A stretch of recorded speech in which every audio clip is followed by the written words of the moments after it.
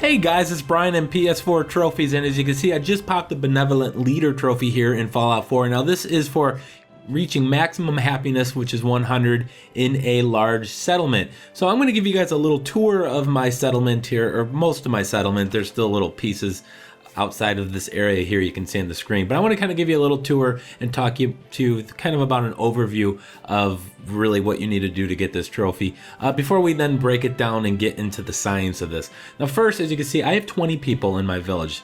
This is determined, the maximum number is determined by the number 10 plus the number of your charisma. So I have 10 charisma, so I got 20 people. Now next to that, you see I have food and water as we go through my little makeshift mall I made here. You have food and water.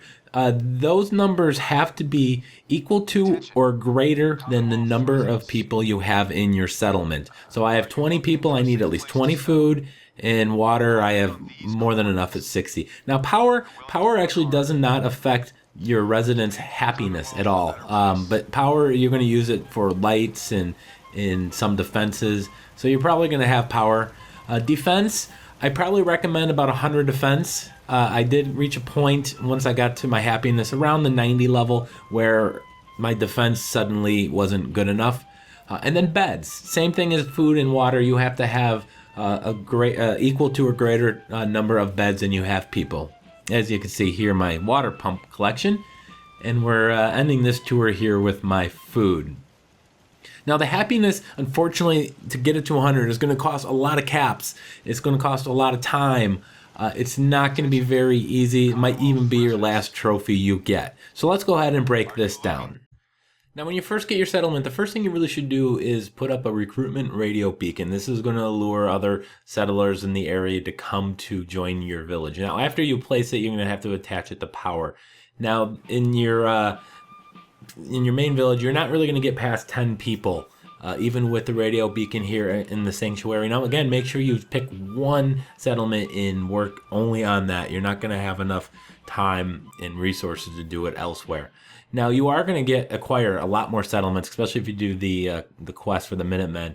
One of which is the Starlight Drive-In. I placed a beacon here, of course attached to a generator, and it lured people in. Now when you lure people in, you can actually go to your other settlements and send them back to your main settlement. You can't do it with everybody in a settlement, but a lot of the people you're going to be able to walk up to and then hit the square button and select which settlement you want to move them to. So this is a real easy and quick way to get up your number of people. Again, it's 10 plus your number of charisma. So I'm going to send them both to Sanctuary Hills, maybe go visit some of my other settlements, and then come back to the drive-in. The drive-in seemed to get me a lot of them. Now as far as food goes, again, you only need 20 because you're not going to have more people than that. So I'm going to place either 40 of any of these fruit or food, or just 20 of the mut fruit plants. The mut fruit plant produces one, the other ones produce half. Now each worker that you assign to it, assigned to food, will pick up a value of 6 food. So you're going to need, if you only need 18 food, you're going to need 3 settlers on it. Now what you need to do is find one that requires, you can see the orange silhouette of the person. What I'm going to do is find a settler not doing anything important, and that's Kate right here. So I'm going to select her to hit Command, hit X, and then select the object that I want her to work on. So I'm going to assign her to this plant. Again, she will harvest up to 6 value of food. So now after that, all we're going to need is water. And again, I ended up with 60 water just because these things were cheap and easy to make. But all you need to do is build a water pump. Don't worry about the other ones. They're going to need electricity. Just build a water pump. Each one of these produces 3. And I have a collection of them here. And I build a few more by the end of this. But that's all you need to do for water. Now, as far as beds go, you're going to have to make sure they're inside. They're not going to be happy if they're outside. So just place 20 beds in any building within your settlement. As long as it's under a roof, you'll be fine. Doesn't matter which type of bed you use. But as long as you have at least 20, I built a couple extra in case someone wanted to bring a guest. I don't know. But that's all you need. It doesn't have to be in one building. You can spread them out. Now you got to build defenses. I found the cheapest defense is just going to be the turret here, the first turret. You can build traps and whatnot. A lot of them require power, but just a machine gun turret. Each one produces 5. So you can build a whole bunch of these. Attention. Commonwealth residents. For relatively inexpensive. Now you can hit L2 and R2 to rotate any object before you place it. Or you can pick it up and then rotate it and replace it. Now here's my shop center, my mall, my makeshift mall. I don't recommend you do it like I did. This ended up being a pain in the ass by the end. But you see right now they're all level 1 shops. Unfortunately, by doing this, I only was able to get up to 92 happiness. Even with everything else with the stats maxed out pretty well, I only ended up at 92. So what I had to do is build a level 3 shops. And now building the shops is going to require local leader, rank 2 medic as well, and cap collector in order to build them. Now you also have the bell.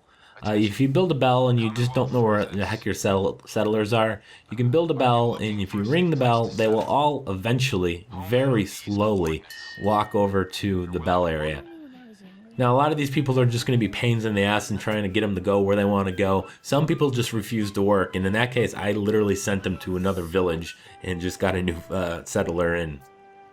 So here is my finished product here, and as you can see, all of my shops in my mall.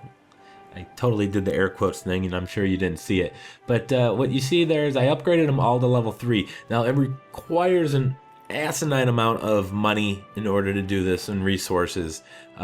These higher level shops, and I did the trader shop, the clinic, the bar or the food, and the one other one I forget. What you don't want is the ammo, the armor and weapon shops. Those have no bearing on your settlers' happiness, so don't build those. Build the other ones. If you can only build one type, then just build that one type. Again, make sure you assign a settler to each one of them. Now, because they are so expensive, I don't necessarily condone using exploits, but if you want to use the vendor exploit to get their caps, go ahead and do it. In fact, you can do it here because you don't want to leave your settlement. As soon as you leave, your happiness is going to drop. I went from 85 to 64 making one run. So if you want to do the exploit, again, I don't necessarily condone it, but in this case, because it's so tedious and long, feel free. Again, you can use your shops here, and then just sleep for 48 hours, and 48 hours till 24 times 2, they should be restocked with their cap supply. Now, as far as the happiness goes, it's going to be an exceptionally slow grind. Even if you've got everything built, it's really, really slow. So what I did is as I was building everything and as I was sleeping, and then when I wake up, usually within 5 minutes, the happiness would go up 1. So I would go sleep for 24 hours, wait for my happiness to increase 1, go sleep for 24 hours, just kind of do that over and over and over. So I have 16 shops, 16 villagers attending to those shops. I have 3 villagers on food, plus the two robots, Curie and Cogsworth, I believe his name was. They're on food. That got it to 20. Then you don't need any other villagers on anything else. So 16 residents are in the shops. One of them is the old lady. She doesn't do anything, and unfortunately I couldn't move her out of town. She's the one that smokes, and then you can rob her. I don't entirely know what's going on there. So I technically have 19 people working, 16 on shops, 3 on food, 2 robots on food.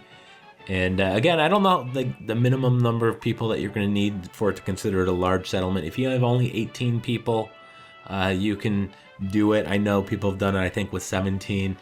If you get it for anything less, let me know in the comments. I'll update the description as well. And that's it, guys. That's how you get the Benevolent Leader trophy. I know I kind of went through this relatively quickly. It's been 10 minutes, so I guess it's not that quick. But it's going to take you an entire day of grinding, even if you do the vendor exploit. So I hope it helped. If it did, hit the like button and, of course, subscribe. And I hope to see you guys soon. And until next time, happy trophy hunting.